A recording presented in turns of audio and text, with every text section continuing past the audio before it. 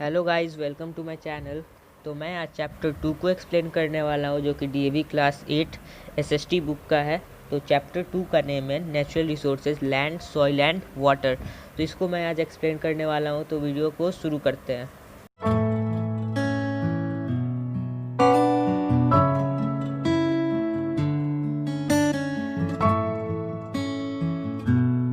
तो इस चैप्टर में हम लोग को नेचुरल रिसोर्सेज के बारे में पढ़ना है, जो कि 3 मेन नेचुरल रिसोर्सेज के बारे में पढ़ना है। लैंड के बारे में, सॉइल के बारे में और वाटर के बारे में। तो स्टार्ट करते हैं अपने चैप्टर को।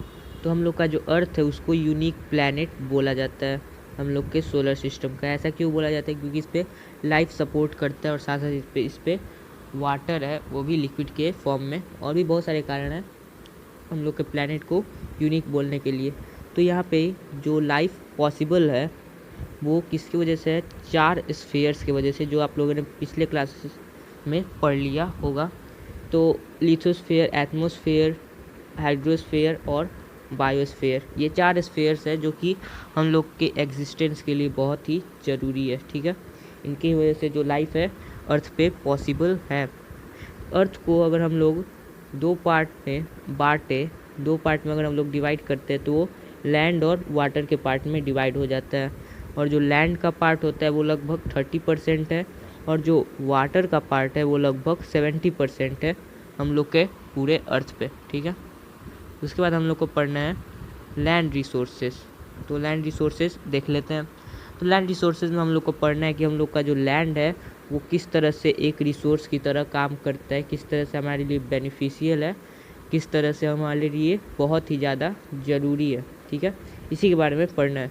सो जो लैंड है उसको मोस्ट इम्पॉर्टेंट नेचुरल रिसोर्स बोला जाता है, क्योंकि जो भी ह्यूमन एक्टिविटी होती है वो सभी लैंड पर ही होती है। जैसे कि अगर हम लोग एग्जांपल में बात करें, तो हम लोग जो क्रॉप्स ग्रो करते हैं उसको लैंड पर ही करते हैं, घरों को बनाते हैं या फिर रोड्स का कंस्ट्रक्शन करते हैं, रेलवे ट्रैक्स लगाते हैं या फिर इंडस्ट्रीज़ की स्थापना करते हैं तब, या फिर जो एनिमल्स होते हैं वो अपना खाते हैं घास फूस इधर उधर घूम घूम के खेतों में, यानी कि मैदानों में, वो सब।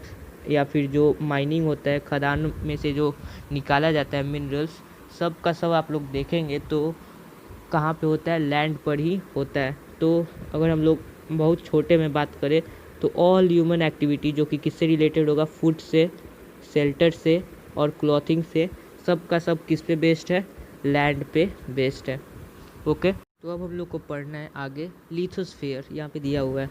तो लिथोस्फीयर का मतलब क्या होता है? लिथोस्फीयर का असली मतलब होता है स्फीयर ऑफ रॉक्स, यानी कि रॉक्स का समूह, रॉक्स का घर। तो जो रॉक्स होते हैं वही सॉइल के फॉर्मेशन में मदद करते हैं। रॉक्स का ही वेदरिंग से सॉइल का फॉर्मेशन होता है। तो यहाँ पे बताया गया है कि जो लिथोस्फीयर है वो किससे कंसिस्ट है? वहाँ पे क्या पाया जाता है? लूजेंट सरफेस मटेरियल पाया जाता है। लूज सरफेस मटेरियल जिसको बोलते हैं हम लोग सॉइल। ठीक है, उसके साथ साथ यहाँ पे ऑर्गेनिक और इनऑर्गेनिक मैटर भी पाए जाते हैं। ठीक है, ऑर्गेनिक मैटर की अगर हम लोग बात करें, ऑर्गेनिक कंपोनेंट्स क्या क्या है, तो उसमें क्या आ जाते हैं हम लोग के? डेड और डिकम्पोज्ड पार्ट आ जाते हैं प्लांट्स और एनिमल्स के, जिसको हम लोग ह्यूमस बोलते हैं। ठीक है, जो भी मरे हुए होंगे, डेड या डिकेइंग प्लांट्स या एनिमल्स के जो भी मैटर होते हैं, वो सब बहुत ज़्यादा टाइम के बाद ह्यूमस में कन्वर्ट हो जाते हैं, जो कि सॉइल के फर्टिलिटी बढ़ाता है। इनऑर्गेनिक कंपोनेंट की बात करें अगर हम लोग, तो इनऑर्गेनिक कंपोनेंट्स में हम लोग के आ जाते हैं रॉक्स के पार्टिकल्स। ठीक है, उसके साथ साथ मिनरल्स। और मिनरल्स के यहाँ पे कुछ एग्जांपल्स दिया हुआ है, जैसे कि यहाँ पे देख सकते हैं आयरन, लाइम, etc। ठीक है, तो जो सॉइल का फॉर्मेशन होता है वो बहुत लंबा प्रोसेस होता है। ठीक है, बहुत ज़्यादा टाइम लगता है सॉइल के फॉर्मेशन के लिए। और ये किससे होता है? वेदरिंग प्रोसेस से। इसमें रॉक्स में बहुत टाइम तक वेदरिंग होते रहता है। वेदरिंग का मतलब क्या हुआ ये बता देता हूँ। वेदरिंग का मतलब हुआ कि जो भी रॉक्स होते हैं वो धीरे धीरे करके छोटे छोटे पार्टिकल्स में टूटने लगते हैं। यही जो टूटते हैं इससे ही सॉइल का फॉर्मेशन होता है। ठीक है, और इसको भी अगर देखें तो हम लोग को क्या क्या मिला? ह्यूमस मिला। उसके साथ साथ हम लोग को क्या मिला? इनऑर्गेनिक सब्सटेंसेस मिले। उसके साथ साथ हम लोग को कुछ और चीज़ें मिलती है सॉइल में, जो कि है वाटर और एयर। और इन दोनों चीज़ों का यूज़ प्लांट्स भी करते हैं अपने ग्रोथ के लिए। सो यहाँ पे बताया गया है कि जो 90% वर्ल्ड की पॉपुलेशन है, ठीक है, 90%, वो कहाँ निवास करती है? प्लेन एरियाज़ में रहती है, जहाँ पे एलुवियल सॉइल मिलता है, ठीक है। एलुवियल सॉइल अगर हम लोग बात करें तो ये सबसे फर्टाइल सॉइल माना जाता है, किसी भी क्रॉप के प्रोडक्शन के लिए बहुत ही अच्छा सॉइल होता है एलुवियल सॉइल, जो कि प्लेन एरियाज़ में पाया जाता है। तो यहाँ पे कुछ प्लेन एरियाज़ के एग्जांपल दिए हुए हैं, जैसे कि ट्रॉपिकल और सब ट्रॉपिकल रीजन। जैसे कि आप लोग जानते ही होंगे ट्रॉपिकल रीजन और सब ट्रॉपिकल रीजन, पिछले क्लास में भी बताया गया है। आगे देखते हैं। सो आगे बताया गया है कि यहाँ पे जो कल्टीवेशन होता है क्रॉप्स का, वो बहुत ज़्यादा अमाउंट में होता है, बहुत ज़्यादा क्रॉप्स यहाँ पे ग्रो करवाया जाता है, ठीक है। और यहाँ पे जो पॉपुलेशन होता है वो भी बहुत ज़्यादा डेंस होता है, बहुत ज़्यादा घना होता है, ठीक है। अगर हम लोग बात करें ऐसे एरियाज़ की जहाँ पे कम पॉपुलेशन होगा, वो कौन से एरियाज़ हो जाएंगे, ठीक है। कम पॉपुलेशन वाले एरियाज़ कौन से हो जाएंगे? वो एरिया जहाँ पे हाई एल्टीट्यूड होगा, यानी कि माउंटेनियस एरियाज़ हो जाएंगे, या फिर डेजर्ट एरिया हो जाएंगे, या फिर इक्वेटोरियल फॉरेस्ट हो जाएंगे जहाँ पे कम पॉपुलेशन है। कम पॉपुलेशन यानी कि यहाँ पे ह्यूमंस का बात किया गया है, क्योंकि जो इक्वेटोरियल फॉरेस्ट होते हैं वहाँ पे बहुत ज़्यादा अमाउंट में पेड़ पाए जाते हैं, उसके साथ साथ बहुत ज़्यादा अमाउंट में एनिमल्स भी मिलते हैं, ठीक है। लेकिन यहाँ पे ह्यूमन का पॉपुलेशन बहुत ही ज़्यादा कम होता है, ठीक है। अब आगे देखते हैं। सो यहाँ पे जो भी जगह आप लोगों ने यहाँ पे देखा, जैसे कि हाई माउंटेनियस एरियाज़ हो गए या फिर डेजर्ट एरियाज़ हो गए, यहाँ पे कुछ चीज़ें कॉमन हो जाती है जो कि किसी भी पॉपुलेशन के ग्रोथ को रोकती है। वो कौन कौन सी चीज़ें हैं? जैसे कि यहाँ पे स्लोप्स है, किसकी? स्टेपी स्लोप्स है। स्टेपी स्लोप्स बोलने का क्या मतलब हो गया, ये बता देता हूँ। जैसे कि यहाँ पे अगर कोई, यहाँ पे एक माउंटेन है और यहाँ पे समझ लीजिए कि ये एक प्लेट्यू है जो मैंने बनाया, और ये एक प्लेन एरिया है। तो यहाँ पे जो माउंटेनियस एरिया है इसको स्टेपी बोलेंगे, क्योंकि यहाँ पे देख सकते हैं कि जो भी सॉइल है वो नीचे की तरफ चली जाती है, ठीक है। जो भी सॉइल के पार्टिकल्स है वो नीचे की तरफ चले जाते हैं, और इसकी वजह से क्या होता है, वो जो एरिया होता है वहाँ का जो सॉइल होता है वो बहुत ही ज़्यादा पतला होता है। और जो ये चढ़ान टाइप का देख रहे हैं यहाँ से, जैसे कि ढलान आ रहा है इतना बड़ा सा, माउंटेनियस एरियाज जैसे कि यहाँ पे एग्जांपल्स होते हैं, तो वहाँ पे देख सकते हैं कि जो स्लोप्स होते हैं उसको ही हम लोग स्टेपी स्लोप्स बोलते हैं। उसके बाद है टेम्परेचर, ठीक है। टेम्परेचर अगर बहुत ज़्यादा होगा या फिर बहुत ज़्यादा कम होगा, ठीक है, एक्सट्रीम टेम्परेचर होगा, तो वहाँ पे भी ह्यूमंस का रहना पॉसिबल नहीं है। उसके साथ साथ वहाँ का जो फर्टिलिटी होगा वो बहुत कम होगा, वहाँ पे भी ह्यूमन का रहना पॉसिबल नहीं है। उसके साथ साथ जो सॉइल होगा वो बहुत ज़्यादा पतला होगा, पतला वही सॉइल होता है जो इनफर्टाइल होता है अधिकतर, तो वहाँ पे भी ह्यूमंस का रहना पॉसिबल नहीं है, ठीक है। अब आगे देखते हैं। तो वैसे एरियाज़ जहाँ पे ह्यूमन का रहना पॉसिबल नहीं है, तो वहाँ पे ह्यूमंस क्या करते हैं, लोग क्या करते हैं? सो वहाँ के लोग जो है वो हंटिंग करते हैं या शिकार करते हैं किसी भी एनिमल्स का, फिशेस का, ठीक है। ये सब करके वो लोग खाते हैं उनको, या फिर गैदरिंग करते हैं, इकट्ठा करते हैं, या फिर फिशिंग करते हैं, या फिर एग्रीकल्चर करते हैं, शिफ्टिंग एग्रीकल्चर करते हैं। एग्रीकल्चर और शिफ्टिंग एग्रीकल्चर में अंतर होता है। शिफ्टिंग एग्रीकल्चर यानी कि कभी एक समय पर हम लोग दूसरे जगह एग्रीकल्चर करते हैं और एक समय पे दूसरे जगह एग्रीकल्चर करते हैं, उसी को हम लोग शिफ्टिंग एग्रीकल्चर बोलते हैं। उसके बाद देखना है लैंड यूज़ के बारे में। तो इसका मतलब है कि हम लोग लैंड का कैसे यूटिलाइज़ करते हैं, ठीक है। तो हम लोग लैंड का जो यूटिलाइज़ करते हैं वो बहुत ज़्यादा तरीक़ों से करते हैं, बहुत ज़्यादा काम के लिए करते हैं। जैसे कि क्रॉप के कल्टीवेशन के लिए हम लोग लैंड का यूज़ करते हैं, या फिर बिल्डिंग्स को बनाने के लिए, या फिर कंस्ट्रक्शन के लिए किसका, रोड्स का, या फिर जो रेलवे ट्रैक्स होता है उसके लिए हम लोग करते हैं। उसके बाद ग्रेजिंग जो भी एनिमल्स करता है वो भी लैंड पर ही करता है। तो ये सभी जो काम है, और भी बहुत सारे काम है इसको छोड़कर भी, ये सभी जो काम है इसको ही हम लोग लैंड यूज़ पैटर्न बोलते हैं। तो ये जो लैंड यूज़ पैटर्न है वो अलग अलग रीजन्स में अलग अलग अमाउंट में किया जाता है, यानी कि किसी रीजन में लैंड को बहुत ज़्यादा अमाउंट में यूज़ किया जाता है और किसी रीजन में लैंड को बहुत कम अमाउंट में यूज़ किया जाता है। तो यही जो भी हम लोग बहुत ज़्यादा अमाउंट में या बहुत कम अमाउंट में जो भी यूज़ कर रहे हैं, ये दो चीज़ों पे डिपेंडेंट है। यानी कि अगर फिज़िकल फीचर और ह्यूमन फैक्टर्स अच्छे हुए तो लैंड का बहुत ज़्यादा अमाउंट में यूज़ होगा, लेकिन अगर ये दोनों ख़राब हुए तो लैंड का बहुत कम अमाउंट में यूज़ होगा। तो फिज़िकल फैक्टर्स की अगर बात करें तो यहाँ पे रिलीफ फीचर है, यानी कि रिलीफ यानी कि आप समझ सकते हैं कि जिससे हम लोग को आसानी हो। जैसे कि अगर प्लेन एरियाज़ की बात करें तो ट्रांसपोर्टेशन यहाँ पे अच्छा हो जाएगा, यहाँ पे प्लेन एरियाज़ है, ठीक है। तो हम लोग को जिससे आसानी हो वो हो गया, रिलीफ फीचर्स में आ जाते हैं। उसके बाद सॉइल अच्छा होना चाहिए, ठीक है। फिजिकल फैक्टर्स की बात कर रहे हैं तो क्लाइमेटिक कंडीशन है वो अच्छी होनी चाहिए, अच्छी यानी कि मॉडरेट होनी चाहिए, नहीं कि बहुत ज़्यादा ठंडा या बहुत ज़्यादा गर्मी हो जाए।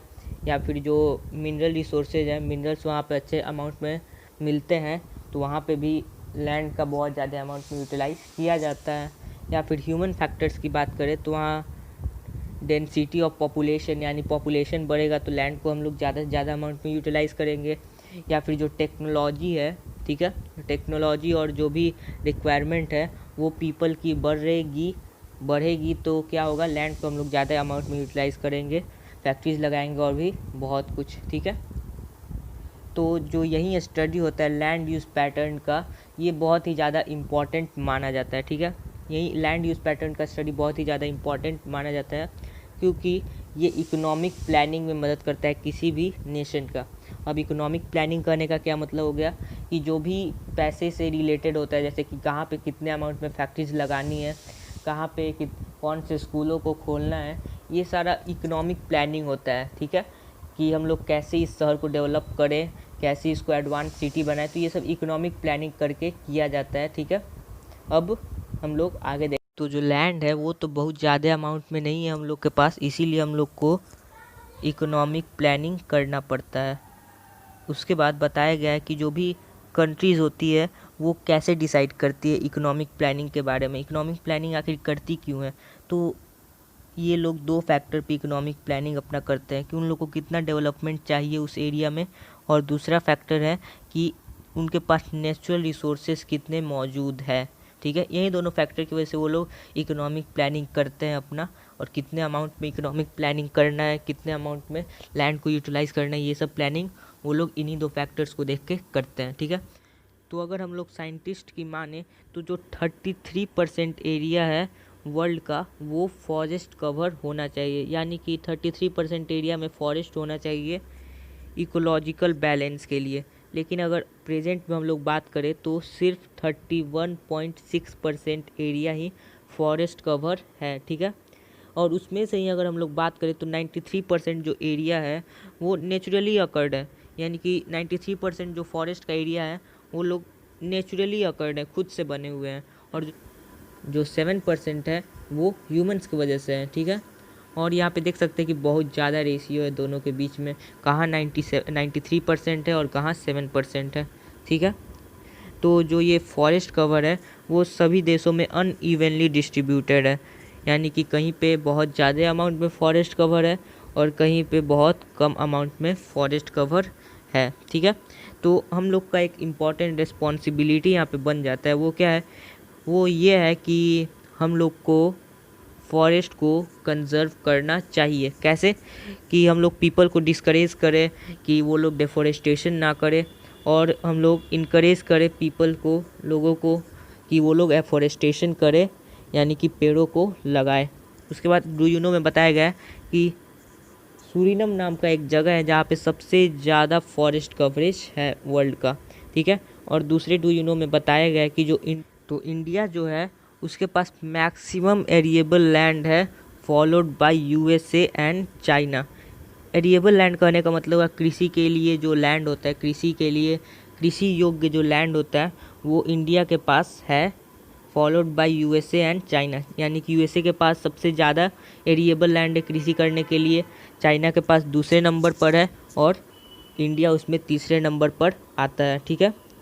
अब आगे देखते हैं, आगे पढ़ना है हम लोग को। यहाँ पे लिखा हुआ है कि जो हम लोग का लैंड है वो अर्थ पे बहुत ही कम है, यानी कि लिमिटेड अमाउंट में है, और जो भी नेचुरल रिसोर्सेज है जो हम लोग के अर्थ पे पाए जाते हैं उसके राइट्स और एक्सेस दोनों पर कॉन्फ्लिक्ट होते रहा है, यानी कि विवाद होते रहा है, ठीक है।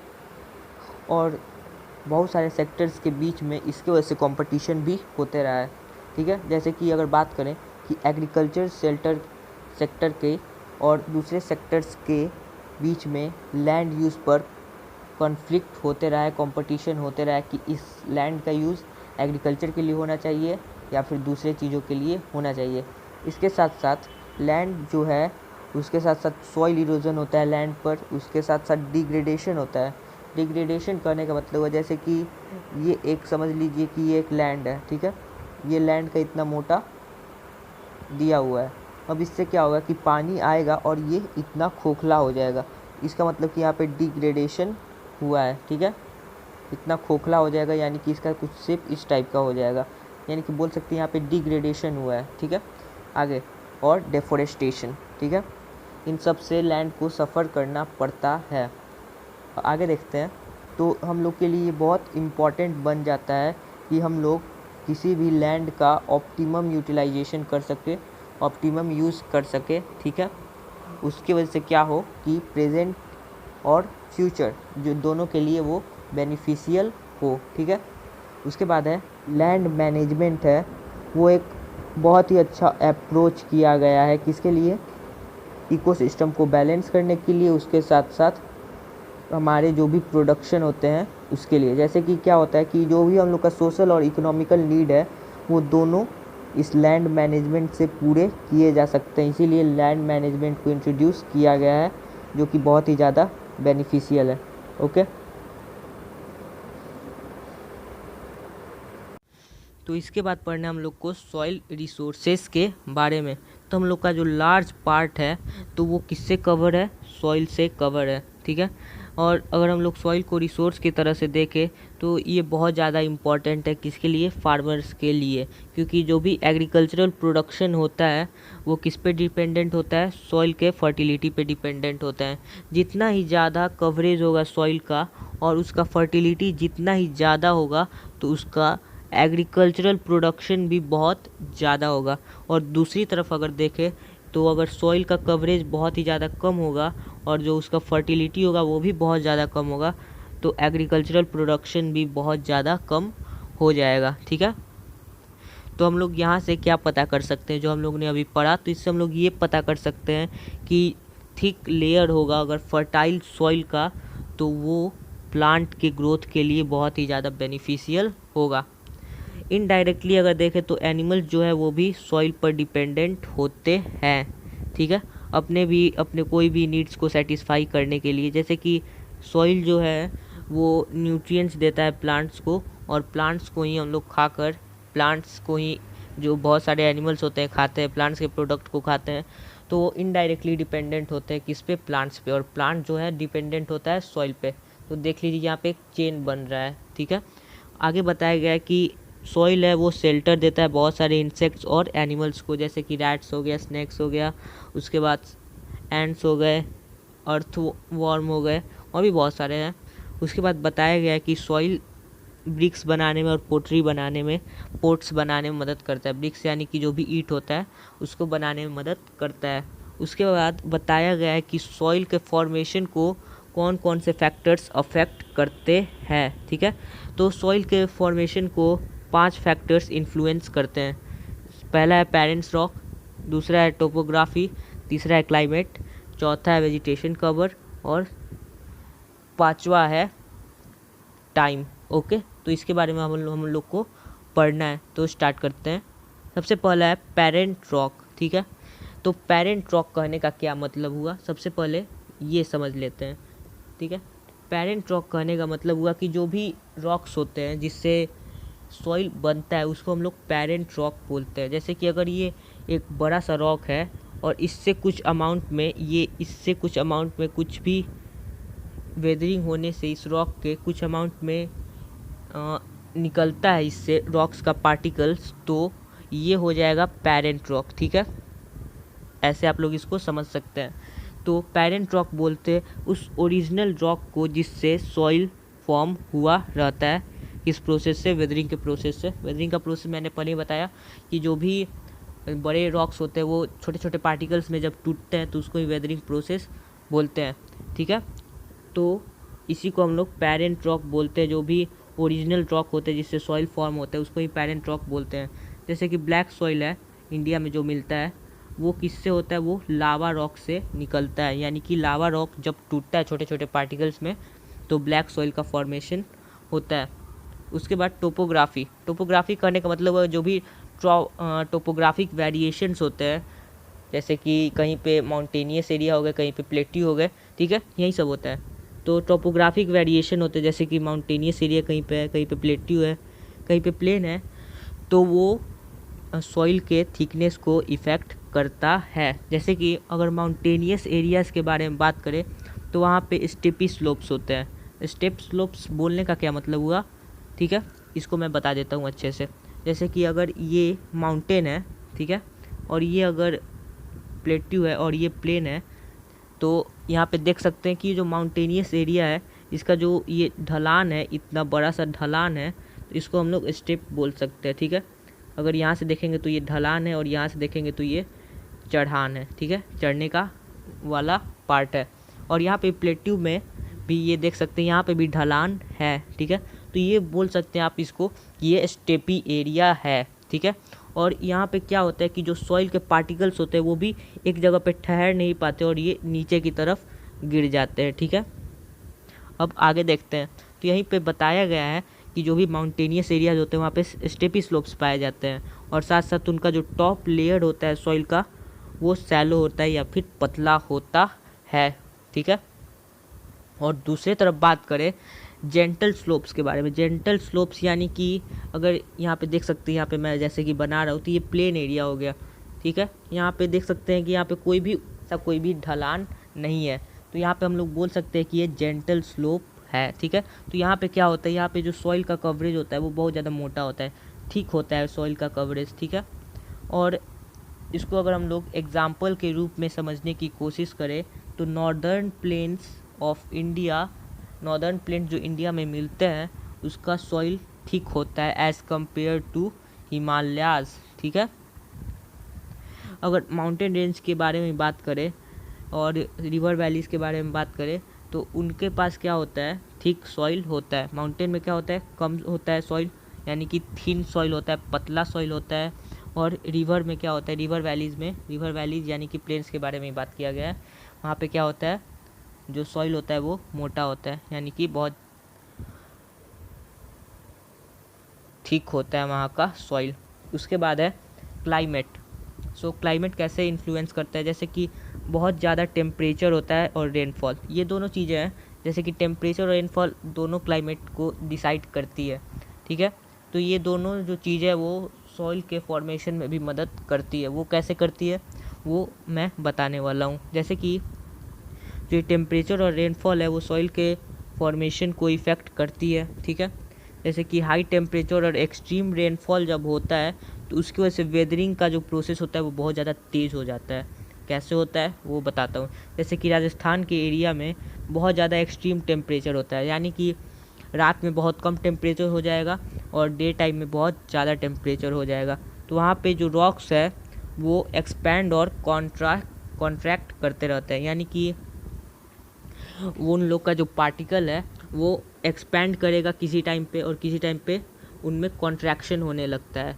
तो यही दोनों प्रोसेस जो होता है कॉन्ट्रैक्शन और एक्सपेंशन, तो इन्हीं दोनों प्रोसेस की वजह से सॉइल जो होता है वो बहुत ज़्यादा, सॉइल नहीं, जो रॉक्स होते हैं वो बहुत ज़्यादा कमज़ोर हो जाते हैं और उससे सॉइल का फॉर्मेशन होता है, ठीक है। अब आगे देखते हैं, जहाँ पे हैवी रेनफॉल होता है तो वहाँ पे जो सॉल्यूबल रॉक्स के पार्टिकल्स होते हैं वो डिज़ोल्व हो जाते हैं, किसके साथ, वाटर के साथ, ठीक है। और वाटर के साथ डिज़ोल्व होके वो अन्य जगह पे, दूसरे जगह पर चले जाते हैं, तो ऐसे वो सॉइल के फॉर्मेशन में मदद करता है, ठीक है। उसके बाद है वेजिटेशन कवर, ठीक है। तो यहाँ पे बताया गया है कि जो भी क्रॉप्स होते हैं वो कभी कभी क्या होता है, वो रॉक्स पर ग्रो कर जाते हैं, ठीक है, किसी भी रॉक्स पर ग्रो कर जाते हैं, तो उनके जो रूट्स होते हैं वो धीरे धीरे पेनिट्रेट करते हैं, ठीक है। रूट्स जो है उन प्लांट्स के वो धीरे धीरे पेनिट्रेट करते हैं, यानी कि अगर छोटा प्लांट है तो उसका जो रूट्स होगा वो तो बहुत कम होगा, लेकिन अगर वही बड़ा प्लांट होगा तो उसका रूट्स बढ़ने लगेगा, उसकी वजह से वो रॉक्स को भी प्रभावित करेगा, ठीक है। तो उसकी वजह से क्या होता है कि जो भी इनके रूट्स बढ़ते जाते हैं तो उसकी वजह से क्रैक्स आ जाते हैं, ठीक है, और वही क्रैक्स धीरे धीरे करके ज़्यादा होने लगते हैं। उसकी वजह से क्या होता है कि जो वो रॉक्स है वो स्मॉलर पार्टिकल्स में टूट जाते हैं और उसकी वजह से सॉइल का फॉर्मेशन होता है, ठीक है। और यहाँ पे आगे बताया गया कि रिमेन्स ऑफ डेड और decaying plant and animal provide humus to the soil. ठीक है, ये तो आप जानते ही हैं कि जो भी डेड और डिकेइंग प्लांट्स होते हैं एनिमल्स के और प्लांट्स के, वो ह्यूमस के फॉर्मेशन में मदद करते हैं, यानी कि ह्यूमस देते हैं सॉइल को, जिसकी वजह से फर्टिलिटी बढ़ता है, फर्टिलिटी को बढ़ाता है ह्यूमस। ठीक है, उसके बाद बताया गया है कि जो फॉरेस्ट एरियाज़ होते हैं वहाँ का जो सॉइल होता है वो बहुत ज़्यादा डेंस होता है, यानी कि यहाँ पे ह्यूमस का कंटेंट बहुत ज़्यादा हो जाता है। ठीक है, उसके बाद है टाइम। सो टाइम कैसे इफ़ेक्ट करता है? टाइम जो है वो सॉइल को मैच्योर बनाता है। अब इसका मतलब क्या हुआ कि सॉइल को, जैसे कि आप जानते हैं कि एक वो रेन्यूएबल रिसोर्स है, लेकिन इसको क्या होता है कि 1000 ऑफ ईयर्स लगते हैं एक पतले सॉइल के लेयर को ग्रो करने के लिए, आने के लिए अर्थ के सरफेस पे। फॉर एग्ज़ाम्पल यहाँ पे एग्ज़ाम्पल दिया हुआ है कि जो नील डेल्टा है, ठीक है, ये जो नील डेल्टा है, नील नदी से जो डेल्टा बनता है और जो गंगा और ब्रह्मपुत्रा नदी से जो डेल्टा बनता है, उन दोनों के पास बहुत ही ज़्यादा मोटा और फर्टाइल सॉइल होता है। तो ये कैसे हुआ कि ये बहुत ज़्यादा टाइम के बाद हुआ। ठीक है, बहुत ज़्यादा टाइम लगा इतना फर्टाइल और मोटा लेयर बनाने के लिए सॉइल का। ठीक है, अब आगे देखते हैं हम लोग। फर्टाइल सॉइल जो है वो किसके लिए इसेंशियल है? फर्टाइल सॉइल जो है वो इसेंशियल है एग्रीकल्चर के लिए, और इसके साथ साथ वो क्या करता है कि पूरे वर्ल्ड को फूड प्रोवाइड करता है, यानी कि अच्छा फर्टाइल क्वालिटी होगा सॉइल का तो एग्रीकल्चर ज़्यादा अमाउंट में होगा और फूड भी बहुत ज़्यादा मिलेगा। ठीक है, तो इसको देखा गया है कि जो भी फर्टिलिटी कम होता है सॉइल का, अगर सॉइल का जो भी फर्टिलिटी है वो अगर कम होता है तो वो किसकी वजह से होता है? सॉइल के इरोजन की वजह से होता है। ठीक है, सॉइल इरोजन में क्या होता है कि जो उसका टॉप लेयर होता है सॉइल का वो रिमूव हो जाता है due to some natural agents की वजह से। जैसे कि सम नेचुरल एजेंट्स में क्या आ जाएंगे? Water, wind, glaciers, etc. यानी कि जो ऊपर का लेयर होता है जिसमें हम लोग का, जैसे कि आप लोगों ने देखा होगा कि जो सॉइल होता है उसका जो सबसे ऊपरी लेयर होता है जिसका हम लोग बात करें तो वो ह्यूमस से बना होता है। ह्यूमस वहाँ पे सबसे ज़्यादा होता है, तो यही ह्यूमस का लेयर, ये सब फैक्टर्स, ये सब जो भी है, वाटर, एयर, ग्लेशियर्स और भी बहुत कुछ, ये सब उसको लेकर चले जाते हैं दूसरे जगह पे। ठीक है, जिसकी वजह से क्या होता है? फर्टिलिटी कम हो जाता है। ठीक है, तो जो ये फर्टिलिटी कम होता है, सॉइल इरोजन होता है, वो किसकी वजह से होता है? डेफोरेस्टेशन की वजह से होता है, ओवर ग्रेजिंग की वजह से होता है और माइनिंग की वजह से होता है। ओवर ग्रेजिंग करने का मतलब हो गया कि अगर जो भी गाय भैंस है वो बहुत ज़्यादा अमाउंट में ग्रेजिंग करती है किसी भी लैंड एरिया पे, तो उसको ओवर ग्रेजिंग बोलते हैं हम लोग। ठीक है, अब यहाँ पे आगे बताया गया है कि हम लोग को सॉइल को कंजर्व करना चाहिए। ठीक है, इरोजन से बचाना चाहिए। ठीक है, और ये ऐसा हम लोग को इसलिए करना चाहिए क्योंकि ये जो है वो हम लोग के इन्वायरमेंट के लिए बहुत ही इम्पॉर्टेंट है। ठीक है, और इसके बारे में पूरे वर्ल्ड में डिस्कशन होना चाहिए कैसे इसको बचाए। ठीक, तो जो आगे का पार्ट है वो हम लोग नेक्स्ट वीडियो में देखेंगे। तो लाइक, कमेंट, सब्सक्राइब कर दीजिए इस वीडियो को।